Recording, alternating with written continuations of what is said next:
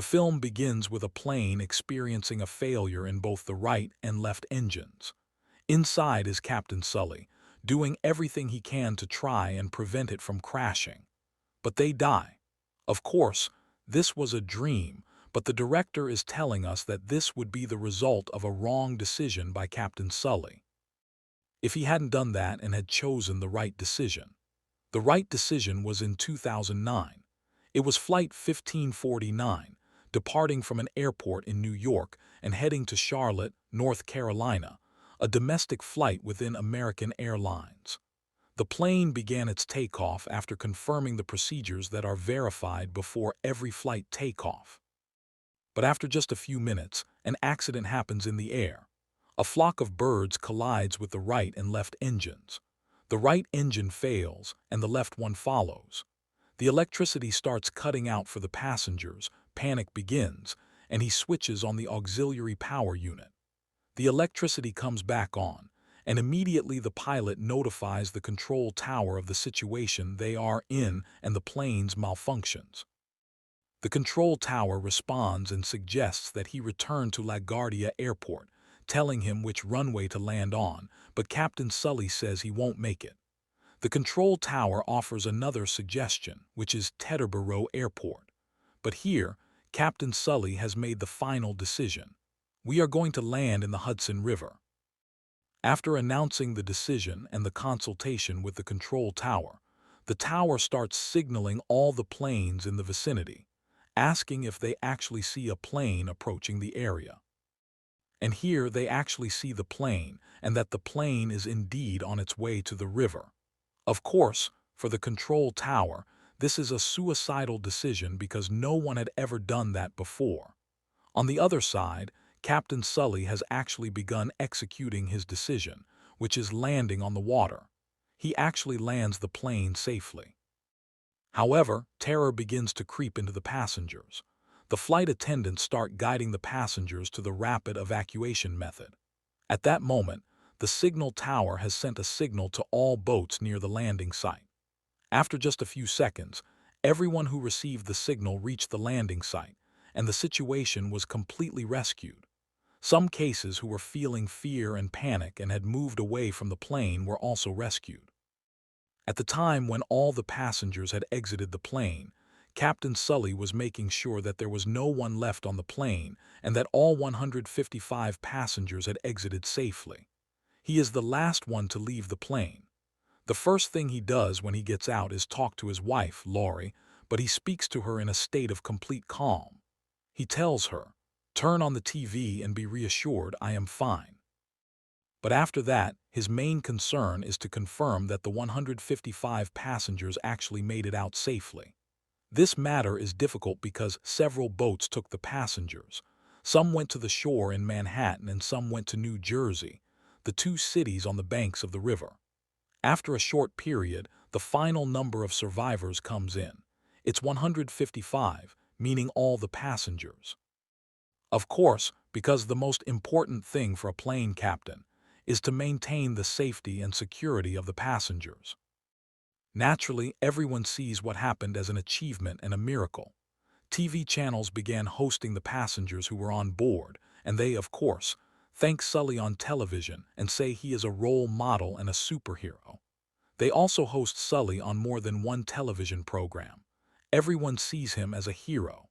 Even at that time, the Transportation Safety Board, and from the start of the investigation, Charles, the head of the committee.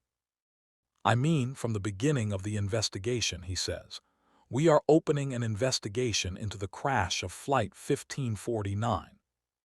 Sully tells him it wasn't a crash, it was a forced water landing.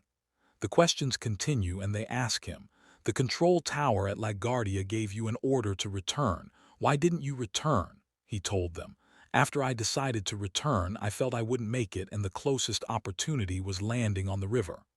They said to him, "Was that according to your own estimation?"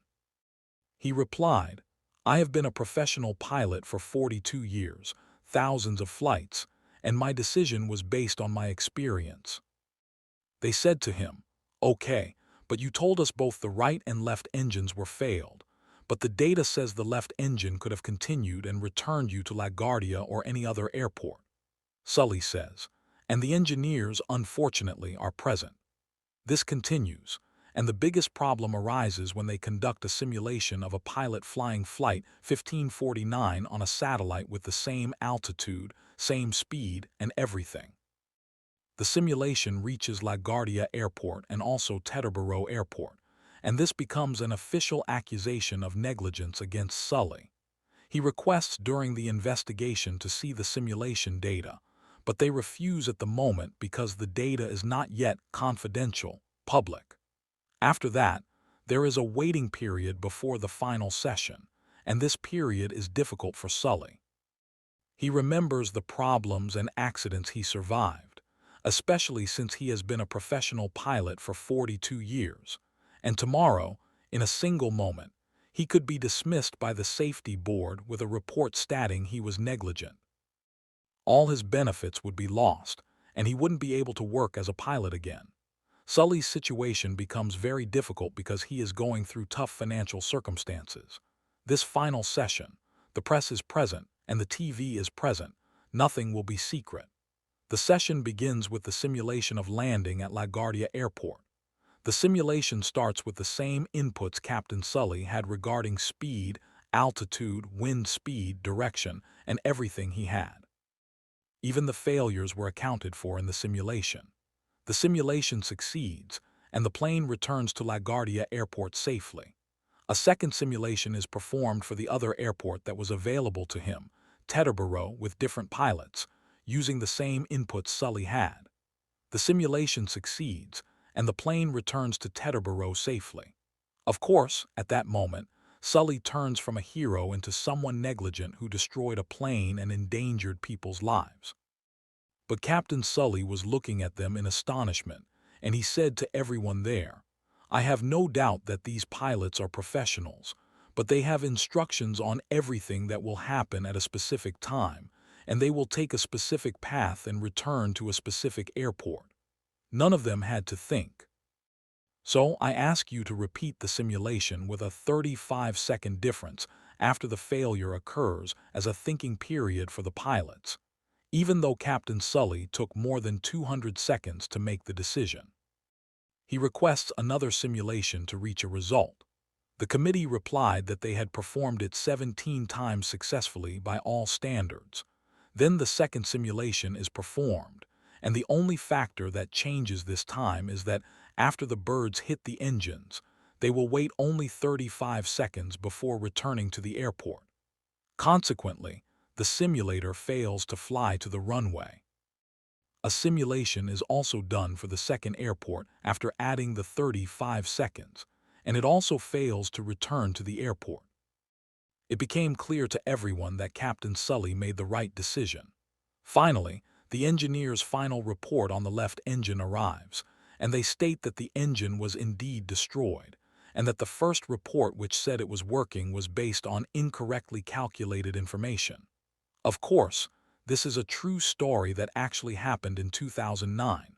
Wait for us for many more movie summaries to come. Peace out.